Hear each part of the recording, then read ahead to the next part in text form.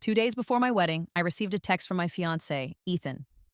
The message was short, blunt, and utterly baffling. Let's postpone the wedding by a day.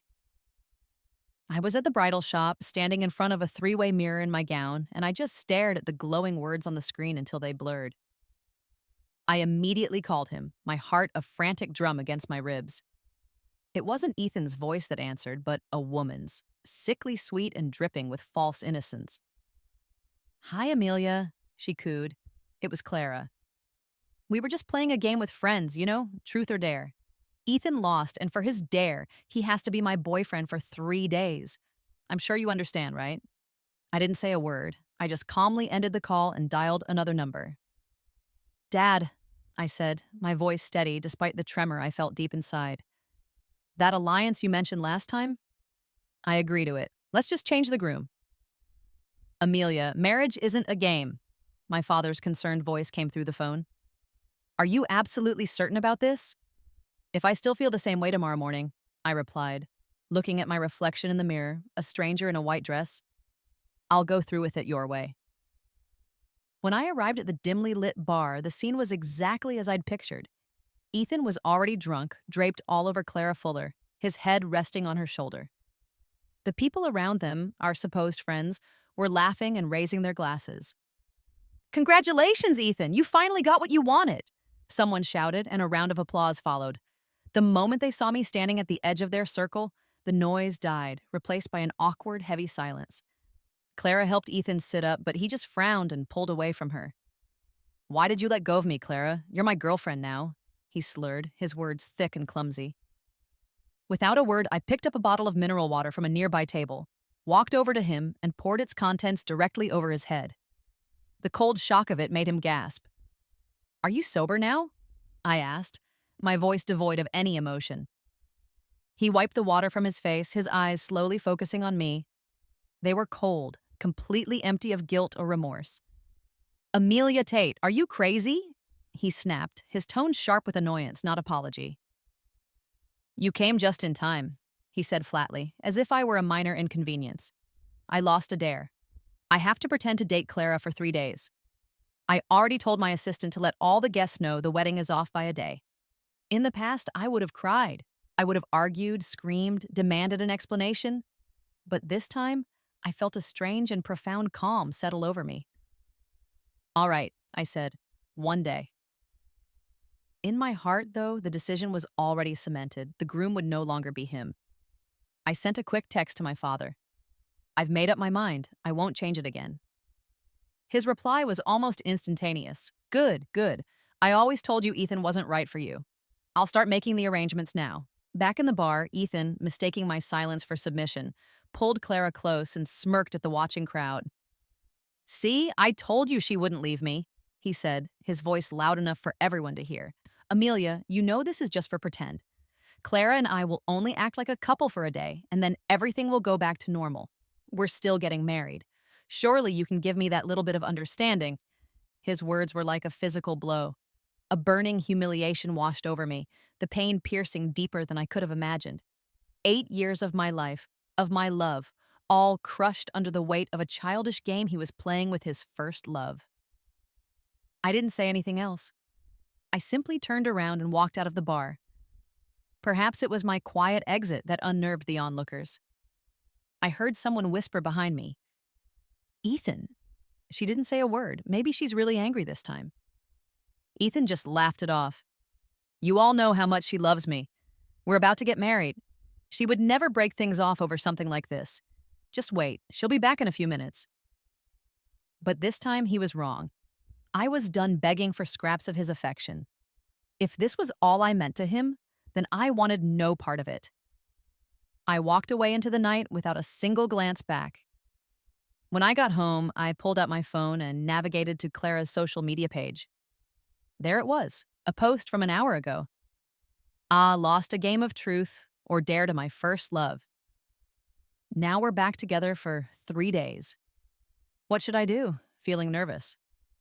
Underneath it was a comment from Ethan, a pathetic, pleading little message. When two people who love each other can't be together, they should cherish these final moments. I felt a wave of nausea. I shut my phone.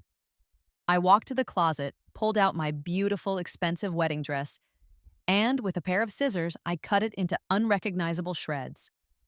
I went through the house, tearing up every photograph we had ever taken together. Then, I gathered all of his belongings, his clothes, his books, his stupid video games, and threw them into trash bags. Finally, I called my assistant. "Sell the wedding house," I said, my voice firm. "Make sure it's gone within 3 days." News of Ethan's postponed wedding spread like wildfire. Early the next morning, his grandfather, a man I respected deeply, arrived at my doorstep with Ethan in tow. "Amelia," Mr. Newton said, his tone solemn and heavy. "This whole situation is entirely our family's fault. Postponing a wedding like this is something I cannot agree with." Before I could even respond, Ethan lifted his chin defiantly. "Amelia, I knew you'd pull something like this. Pretending to agree with me in person, then secretly running to my grandfather to complain. Let me tell you, just because you talk to him doesn't mean I'm going to do what you want." He was still convinced this was all a ploy for his attention. This time, I absolutely refused to back down. Without warning, Mr. Newton slapped Ethan hard across the face. "What nonsense are you spouting? Amelia hasn't said a single word to our family about any of this. You are completely blinded by that woman." Ethan clutched his cheek, his eyes filled with a furious glare directed at me. "Amelia, I've already made myself clear. I am going to marry you. All I asked for was to delay the ceremony by 1 day, just one. Don't think dragging Grandpa into this will make me end things with Clara. She finally agreed to be my girlfriend for 3 days, and I am not giving that up." Mr. Newton raised his hand to strike him again, but I gently stepped between them. "Mr. Newton, please," I said softly. "It's all right." Ethan scoffed at my gesture. "Amelia, stop pretending to be so gracious. Do you really think I'll be grateful just because you shielded me from Grandpa? You always try to act so righteous and selfless, but I see right through you. You're just trying to gain the upper hand. Don't think for a second that I'll give in. If it weren't for our engagement, Clara never would have left the country in the first place. We would have been together by now. I just want to fulfill my one wish and spend 3 days with her. If you can't even tolerate that, then you're the one being unreasonable." I raised my hand and slapped him hard across his other cheek. "Ethan," I said, my voice firm and clear, "I'm not going to stop you from being with Clara. Let's call off the engagement." He stared at me, completely stunned. Mr. Newton's face turned red with anger. "Ethan," he barked, "you apologize to Amelia right now." Ethan just sneered. Well, I really misjudged you. I never thought you were so calculating, pretending to break off the engagement just to force my hand. Our families have a binding agreement, and you know it can't be dissolved that easily. You just want to trap me with it, but it won't work, Amelia. I won't let you win." He stormed off, leaving a cold, tense silence in his wake. Mr. Newton looked at me, his face etched with sorrow. "Amelia, Ethan is just confused right now. I'll speak to him when we get back." I shook my head. "Mr. Newton, I'm not joking. I truly want to end this engagement." He looked at me in shock. "Amelia, are you sure?" It was no wonder he was so surprised. Our two families, the Tates and the Newtons, had been intertwined for generations. My grandfather had once saved his life, and because of that, our engagement was treated as a sacred bond. As long as I didn't ask to end it, the Newton family would never initiate the dissolution. I had followed Ethan around my whole life. I fell for him at 15, infatuated and clinging. We were engaged at my 18th birthday party. For 8 long years, I chased him, obeyed his every command, humbled myself, and tried everything I could to please him. Everyone in our city knew I was head over heels in love with him, and yet here I was, ending it all on my own. "Don't worry," I added calmly. "As long as I'm still here, Clara will never be with him. This engagement was arranged by your grandfather. I won't disrespect his wishes." I looked the old man directly in the eye. "And besides," I said slowly, "Ethan isn't the only one in your family who can marry me." He blinked, taken aback. Then, a flicker of understanding crossed his face as he remembered someone else. "Amelia, that would be such a sacrifice for you. He's 8 years older after all." I shook my head gently. Mr. Newton, I've already thought it through. Compared to Ethan's reckless immaturity, I believe Julian is a much better match for me. Mr. Newton said nothing more. After a long moment of silence, he reached for his phone and dialed Julian Newton's number overseas. When Julian found out he had to return home for an arranged engagement, his hands were trembling. He booked the earliest flight he could, heading home that very night. Though I was the one who initiated the end of the engagement, I couldn't deny the heavy feeling in my chest. That evening, my best friend took me out to dinner to cheer me up. As luck would have it, we ran into Ethan and Clara at the same restaurant. Clara's soft voice drifted over from the next table. Ethan, you might not know this, but if I hadn't suddenly heard you were engaged all those years ago, I never would have gone overseas. You're about to get married, and even though we can only pretend to be a couple for 3 days, I'm already content. Clara, Ethan replied in a low, remorseful voice, I'm the one who wronged you. My chest tightened. My best friend, unable to take it, stood up abruptly and pointed at Clara. I have never seen anyone as shameless as you, she said loudly. You knew he was about to get married, and you still clung to him. If you were truly content, you'd be wishing them well, not trying to tear them apart. Ethan's head snapped in our direction, his expression hard. Amelia, can you stop already? I've explained this so many times. I'm only pretending to be Clara's boyfriend for 3 days. After that, I will marry you. I promise nothing inappropriate will happen. You don't have to stalk me every single day like this. My friend looked like she was about to explode, but I put a hand on her arm to stop her. I glanced at the two of them, my gaze calm. Ethan, don't flatter yourself. I'm just here to have a quiet meal, that's all. He sneered, his eyes narrowing. Do you think I believe that? Amelia, have you forgotten? When I was chasing Clara back then, you pulled the same tricks, always finding excuses to show up and hang around me. And now you're trying the same old tactics. He stepped forward, protectively placing Clara behind him. But you're wrong this time. I already said I'd marry you, but that doesn't mean I'll change my mind about these 3 days. Before I decided to call off the engagement, I had always thought that maybe I just wasn't good enough, that it was my fault Ethan could never truly love me. But standing there, watching his ugly, arrogant display, I finally realized how foolish I had been. Love is either there or it isn't. There's no pretending. And the man standing in front of me was never worthy of my sincere feelings. I met his gaze with an icy calm. Whether or not you change your mind has nothing to do with me because I've already changed mine. Our engagement is over, Ethan. From now on, you walk your path and I'll walk mine. I don't care if you and Clara are pretending or if you run off and get married at City Hall right this second. I will not waste another moment of my time stopping you. Clara stared at me, clearly shocked. Ethan frowned deeply, but before he could speak, his phone buzzed. He glanced at the screen, reading a message from his assistant. The hotel reservation details for the wedding flashed on the screen and his expression darkened. Amelia, he snapped, if you really canceled the engagement, then why would you still reserve a hotel? Stop making things up. I raised my eyebrows slightly. The engagement is canceled. What I choose to do now is none of your business. Ethan scowled. Amelia, whatever game you're playing, it won't change my decision. For these 3 days, I will only be Clara's boyfriend. Clara immediately seized the opportunity, putting on her sweetest voice. Ethan, I'm really sorry. I didn't mean to cause you so much trouble. Maybe we should just stop this. After all, you're supposed to marry Amelia. But Ethan, as if under a spell, took her hand tenderly. Clara, don't say that. I lost the game, and I'll face the consequences. We are a couple for these 3 days. No one can change that. Clara cast a hesitant, almost triumphant glance in my direction. I had reached my limit. I just wanted to enjoy a quiet meal, I said, my voice raised just enough to carry. Someone get these two out of here. This restaurant doesn't welcome them. Ethan let out a cold laugh. Amelia, are you out of your mind? This place belongs to the Newton family. Who do you think you are to throw me out? I looked him straight in the eye. You seem to have forgotten who decides the heir of the Newton family.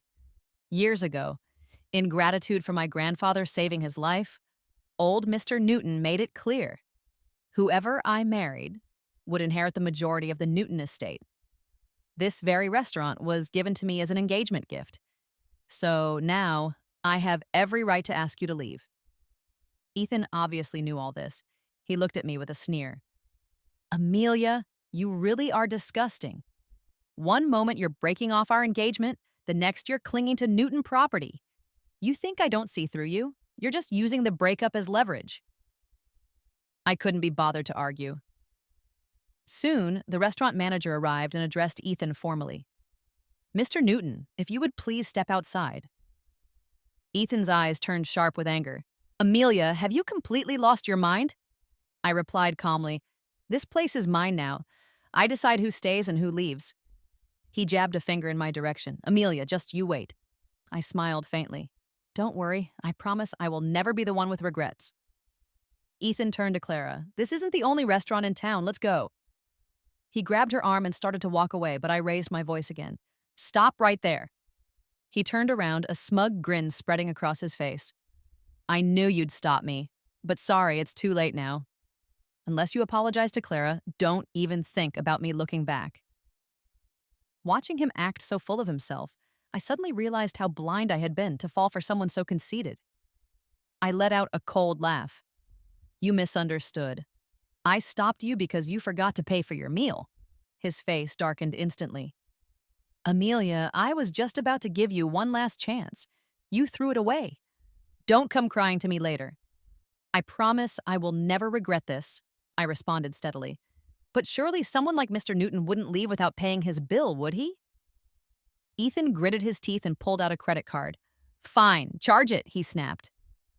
A few minutes later, the manager returned looking awkward. I'm very sorry, Mr. Newton, but this card was declined due to insufficient funds. Ethan's face turned ashen. He knew immediately that his grandfather must have cut off his account. He glared at me with pure fury.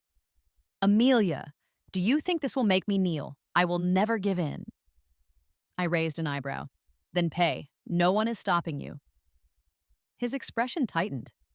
The truth was, he didn't have any money. With no other option, he started calling his parents, but unsurprisingly, neither of them answered. His face grew darker with each unanswered call. He tried a few friends, but the moment they heard he needed to borrow money, they all had an excuse to hang up. I knew then that Mr. Newton had truly lost his patience. I looked at him completely unbothered. What's the matter, Mr. Newton? Can you really not afford even this meal? I'll tell you what. For the sake of our past, I can let you run a tab if you ask nicely. His face was rigid with wounded pride. Amelia, you're cruel. You're trying to break me with this pathetic little trick, but I won't bow to you. Then pay, Mr. Newton, I answered with a smile. He clenched his fists, his face darkening with anger. Just as he looked about to explode, Clara stepped forward. Ethan, please don't get upset, she said softly. I'll pay. I was slightly surprised. Of all people, she was the one to step in. I wondered if she even knew how much the meal cost. Ethan's face turned red. Clara, I'm sorry. She gave him a gentle smile. It's all right. We're together now, and I'm not one of those women who only cares about money. It's only fair that we split the bill. His eyes turned red, as if regret were finally washing over him. The manager soon returned with Clara's card. I'm sorry, Miss Fuller, he said politely. Your card has also exceeded its limit. Clara froze. That's not possible. This card has a $5,000 limit. The food itself wasn't that expensive, the manager explained calmly. But there was a bottle of imported red wine from France. It's worth $10,000. I looked at Clara with a faint smirk. Years ago, when Ethan had first pursued her, she had no idea about his family's wealth. Not that it mattered now. So, Miss Fuller, I said slowly, you don't actually have the money. Clara raised her chin defiantly and pulled out several more credit cards. Who said I don't have the money? Swipe them all. One of them will go through. The manager did as she asked. Ethan looked pained, clearly distressed about the money being spent. He shot a glare at me. Amelia, do you think everyone is like you, chasing after money? I'm not letting this go. You just wait. With that, he turned and left with Clara. My friend leaned in. Amelia, is Ethan out of his mind? That Clara woman clearly found out who he is and is trying to cash in. I watched their backs as they disappeared. She's a lot more calculating than you think, I said quietly. But this time, she's going to be disappointed. After finishing my meal, I returned to my office.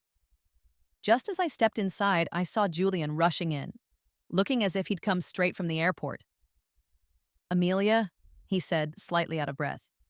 Have you really thought this through? I knew he was referring to our engagement. I smiled and teased him gently. What if I say I regret it now? Is it too late? Julian's eyes turned red. Yes, it's too late, he said, his voice surprisingly intense. I already gave you a chance to choose. No matter what happens now, I won't let anyone else take you from me. I had only been half joking, but his seriousness caught me off guard. Had he liked me for a long time? My parents called soon after, suggesting we all have dinner together to talk things over. The evening went smoothly. My parents seemed even more pleased with him than they had ever been with Ethan. To be honest, while my initial decision to change the engagement had been born of frustration, looking at Julian now, gentle, considerate, and handsome, I began to feel that this marriage might not be such a bad idea after all. In fact, I was starting to look forward to it. The next day, I had an appointment to take my wedding photos. And just my luck, Ethan and Clara showed up at the very same studio. Ethan's face immediately twisted into a scowl. Amelia, do you ever stop? Are you seriously stalking me now? I looked at him coldly. The affection I once felt was gone, replaced by a deep revulsion. Ethan, unless I'm mistaken, this studio doesn't belong to you. If you can be here, why can't I? He narrowed his eyes. This is a wedding photography studio. What are you doing here alone? In his mind, I could only be here out of jealousy. I already told you, Naomi and I are just pretending for 3 days. Taking wedding photos with her is just a symbolic farewell. Why do you have to make this so difficult? Ethan, take your photos. I'll take mine. We have nothing to do with each other anymore. What are you talking about? He frowned. Who are you taking wedding photos with? Seeing me alone, he clearly didn't believe me. Clara smirked. Amelia, it takes 2 people to take wedding photos. Are you here by yourself? She paused dramatically. Do people take wedding photos alone now? Just then, a calm male voice interrupted her. Who said she's here alone? Before I could turn, Julian had already walked in from the entrance. He approached me with a gentle smile. Sorry I made you wait. I smiled back. It's all right, I just got here too. Ethan's eyes widened in disbelief. Uncle Julian, you're back? He glanced between us, confused. You two? Julian looked him square in the eye. Amelia and I are here to take our wedding photos. Clara's eyes flickered with envy as she took in Julian's tall, dignified presence. Ethan, however, looked at me with pure contempt. This is ridiculous. Just to make me break up with Clara, you brought my uncle into your game? Do you really think this little act will change my mind? Keep dreaming. His arrogance was so profound it was almost comical. Ethan, I laughed, do you really think that highly of yourself? What makes you so sure I can't move on? Amelia, the whole world knows you've been obsessed with me since we were kids. When you were 16, you said you would marry no one else. You really expect me to believe you're over me? Before I could reply, Julian stepped forward and struck Ethan across the face. Amelia is going to be your aunt, he said calmly. If you show no respect to your elders, of course I will discipline you. Ethan stumbled back, clutching his cheek. How dare you hit me? His anger then turned on me.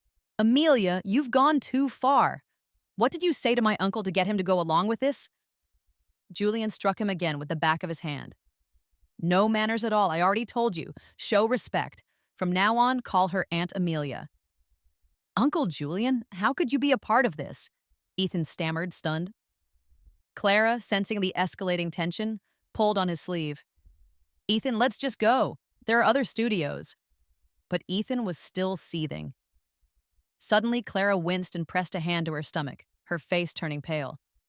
Ethan, I'm not feeling well. Let's just go to the hospital. His expression changed immediately. Don't worry, Clara. I'll take you there now. Before leaving, he gave me one last angry glare. Amelia, I won't let this go. You will regret this.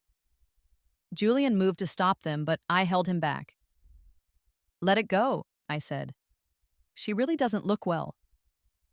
He glanced at a small trail of blood on the ground where she had stood, and the truth seemed to dawn on him. Still, he looked at me and asked quietly, Have you really let it all go? I looked at the man before me who had just defended me without hesitation. He looked confident and composed a moment ago, but now he looked almost bitter. I couldn't help but smile. Don't worry, I said softly.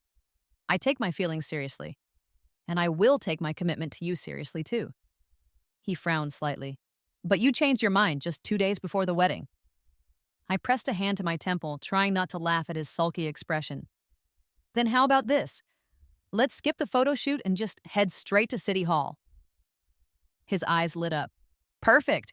We can take wedding photos after we get the marriage certificate. On the way to the marriage bureau, Julian quietly sent a message to his assistant. Just as we were filling out the paperwork, my phone buzzed. It was a message from Ethan. Amelia, let's postpone the wedding again. But don't worry, I promise I will still marry you. Julian noticed my hesitation with the pen. What's wrong? He asked, his tone suddenly nervous. I looked at his tense face, the fear in his eyes that I might back out. Then I thought about Ethan's message again, and to my surprise, I felt nothing. A person who truly loves you doesn't make excuses. I smiled at Julian. It's nothing. Then I picked up the pen and finished the form. Only after we held that little red booklet in our hands did the tension finally leave his face. On the day of our wedding, just as Julian came to pick me up, Ethan showed up too. Seeing us together, his eyes turned red with fury. Amelia, he shouted. I told you we were just postponing the wedding. Why would you go behind my back like this? I frowned slightly. Ethan, yes, I'm getting married today, but it has absolutely nothing to do with you. If you're not marrying me, who else would you marry? He snapped. This is all just to pressure me, right? Fine, you win. I'm here. I'll marry you. Just tell my uncle to leave. I couldn't help but laugh. Ethan, this time asking Julian to walk away isn't going to work. Before he could respond, Julian stepped forward and kicked him squarely in the chest. Just then, Ethan's parents arrived, rushing to his side. Mom! Ethan cried. He's my uncle, and he came to steal my bride. You need to speak to Grandpa and get him shipped back overseas. His mother looked embarrassed. Ethan, apologize to your uncle, right now. What? Why should I apologize? He's the one who took my fiancé. His mother's voice was sharp. Stop it! Your grandfather already canceled your engagement with the Tate family. Today is Julian and Amelia's wedding. No. Ethan couldn't believe it. Mom, you're my mother. How could you join them in lying to me? Julian pulled out our marriage certificate and held it up for all to see. This is our marriage license. Amelia is now my wife. If you try to interfere again, don't blame me for forgetting we're family. Ethan stood frozen, his eyes locked on the bright red booklet. The words on the cover stared back at him. It was as though a bolt of lightning had struck him. He had only postponed the wedding by 1 day. How could Amelia have married someone else? It wasn't until later, when he took Clara to the house that was meant to be their wedding home, that he discovered it had been sold. That was when it finally hit him. Amelia was truly angry. He had come back just as he said he would. Why had she gone and married someone else? Let's go, Julian said gently, sweeping me into his arms and carrying me to the waiting car. The wedding went off without a hitch. Afterward, Julian took me not to the Newton estate, but to a private villa. I was taken aback when I stepped inside. Every detail, from the colors to the furniture, reflected my personal taste. Julian, you only just got back, I said. How did you know I would like all this? He smiled. Because I have liked you for a very long time. I only left for overseas when you chose Ethan instead. That was when I turned 18. This villa doesn't look like something you planned 8 years ago, I teased. Feels more like something from the past couple of years. He chuckled softly.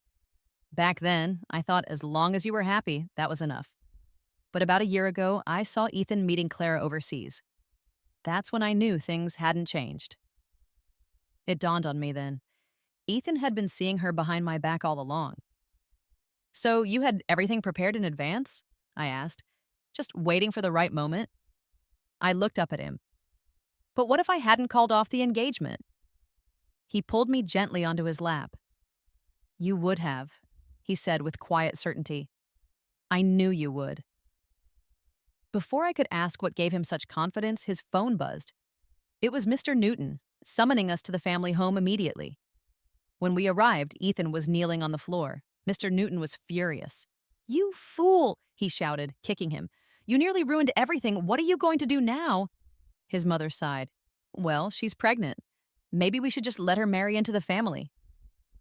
I glanced at Julian, and it all clicked into place. Clara was pregnant. No wonder Julian had been so certain. That truth or dare game was just a cover-up. A few weeks ago, this news would have devastated me. Now I just felt thankful I had gotten out in time. But then Ethan, still kneeling, looked up. Grandfather, I will not marry her. The room fell silent. His eyes shifted to me. The woman I want to marry is already someone else's wife. I will never marry again.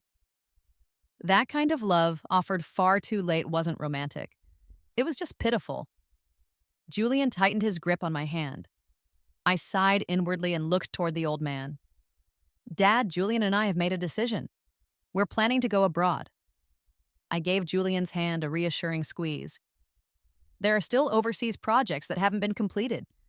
Now that we're married, I should go with him. My words made my position clear. Julian was visibly moved. Ethan looked utterly defeated. Mr. Newton, however, nodded with satisfaction. Before we left, I ran into Clara at the gate of the Newton estate. Amelia, you won, she said, a bitter smile on her face. I frowned. Clara, I was never competing with you. You know what's so infuriating about you? She said, her voice trembling. It's that calm, indifferent attitude. You act like nothing matters, yet you get everything. I let out a cold laugh. Then you can only blame your fate. Even if I had stepped aside, you still wouldn't have had him. That only proves some things are simply not meant for you. I turned and walked toward the house. I knew the truth now. Clara had left the country unaware of Ethan's real identity. When life abroad proved difficult, she regretted it, found her way back, and clung to him once she discovered his wealth, even getting pregnant to try and secure her position. But in the end, Ethan still refused to marry her. I no longer wished to understand him. The past should stay in the past. As I entered the house, I saw Ethan standing inside. He had clearly heard my exchange with Clara. I said nothing, simply walking past him and heading upstairs. Soon after, I heard their voices. Clara, Ethan said, my heart is already gone. I'll take responsibility for the child, but I cannot marry you. Why? Clara's voice cracked. Amelia is married now. You missed your chance. But I regret it. Ethan's voice was low and broken. I really do. The next morning, before sunrise, Julian and I were at the airport. He went to get me some breakfast, and while I waited, my eyes fell on a notebook resting on the seat beside me. Curiosity got the better of me. I opened it and saw the neat handwriting, and a vivid memory surfaced. I could almost hear a friend's voice from long ago. Amelia, someone from the Newton family left more notes for you. And a bottle of milk, too. I remembered that summer when I was 16. I had fractured my leg in a car accident and was stuck at home for weeks. Every single morning, someone would quietly leave a stack of class notes outside my window. Alongside them, always, was a paper crane. At the time, I had just assumed it was Ethan. I had been completely wrong. Just then, Julian returned. Amelia, have you been waiting long? He asked gently. I looked up at him, standing there as the early morning light spilled through the glass. In that moment, the ice that had weighed on my heart for so long finally melted, turning into a quiet, flowing river. It was like hearing the sound of my own teenage heartbeat again, racing and full of life. I stood up, ran to him, and threw my arms around his neck.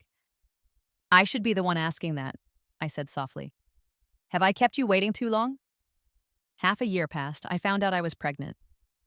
My mother called to check on me and, as usual, couldn't help but pass on some news. Old Mr. Newton finally cut Ethan off completely, she said. That Claire girl couldn't handle living without money, and they fought all the time. But they stayed together for the baby. The child was born a few days ago, and they did a paternity test. Turns out, it's not Ethan's. I could almost picture his rage. He went completely mad, my mother continued, nearly strangled her, shouted that he gave up the one person he truly loved because of her. The hospital staff had to pull them apart. She's crippled now, and Mr. Newton sent Ethan overseas. As I listened, I couldn't quite describe the feeling. It wasn't joy or sorrow, just a quiet stillness. None of it had anything to do with me anymore. The day I flew home, Julian took care of everything.